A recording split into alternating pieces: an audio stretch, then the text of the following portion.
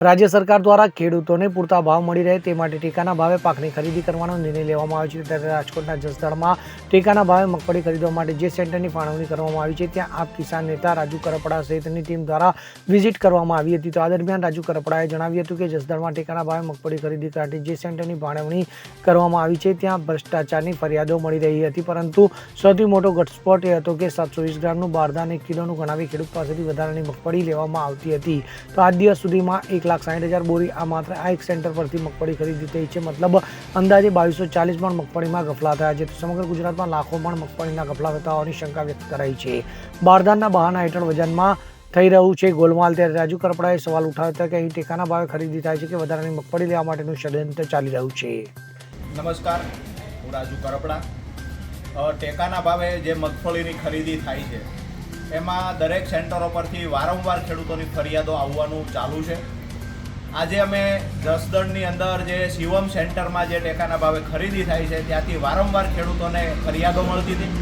જે ફરિયાદો અંતર્ગત આજે અમે અમારી જિલ્લા ટીમ સાથે, અમારી તાલુકાની ટીમ સાથે રાખી અને મોટી સંખ્યામાં ખેડૂતોને સાથે રાખી આજે અમે ત્યાં શિવમ સેન્ટરમાં જ્યારે ખેડૂતોની ફરિયાદને લઈ મુલાકાત કરેલી ત્યારે અમને જાણવા મળ્યું ગ્રેડરથી લઈ અને સિલાઈ થાય ત્યાં સુધી ખેડૂતો પાસેથી દરેક જગ્યાએ પૈસા વસૂલવામાં આવે છે, કાં તો મગફળી રિજેક્ટ કરી અને ખેડૂતો પાસેથી 2,000-5,000 રૂપિયા લેવામાં આવે છે। આવી ફરિયાદો અમને મળી છે।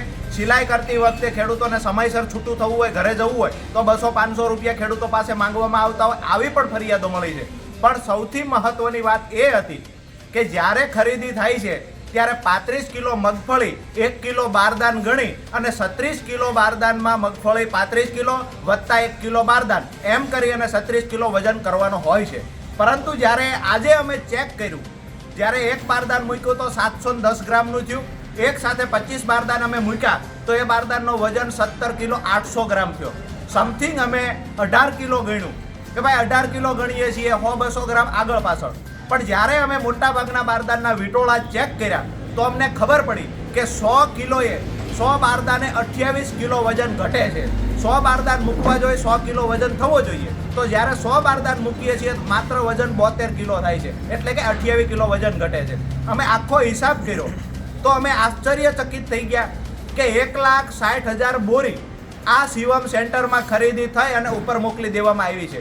જ્યારે 100 બોરીએ 28 કિલો વજન બારોબાર ગફલા થતા હોય તો 1,60,000 બોરીએ 2240 મણ એટલે કે 2,240 મણ મગફળીના ગફલા માત્ર આ એક સેન્ટરમાં થયા છે। તો આવા તો કેટલા બધા સેન્ટરોમાં ખરીદી થાય છે, લાખો મણ ખેડૂતોની મગફળી વધારાની લઈ જતા હોય આવી અમને શંકા છે। આજે અમે ત્યાં ખરીદી બંધ કરાવી છે અને આવનાર સમયમાં દરેક માર્કેટિંગ યાર્ડમાં અથવા તો જે જગ્યાએ સેન્ટર ફાળવવામાં આવ્યા છે ત્યાં ખરેખર જે બારદાનનું વજન 700 ગ્રામ હોય તો મગફળીની અંદર માત્ર એ બારદાનનું 700 ગ્રામ વજન ગણવામાં આવે, નહીં કે કિલો વજન ગણી અને વધારાની 300 ગ્રામ મગફળી પડાવી લેવામાં આવે। આભાર। Bureau report CN24 news. હવે જુઓ દેશ દુનિયાની તમામ ખબરો તમારી આંગળીના ટેરવે।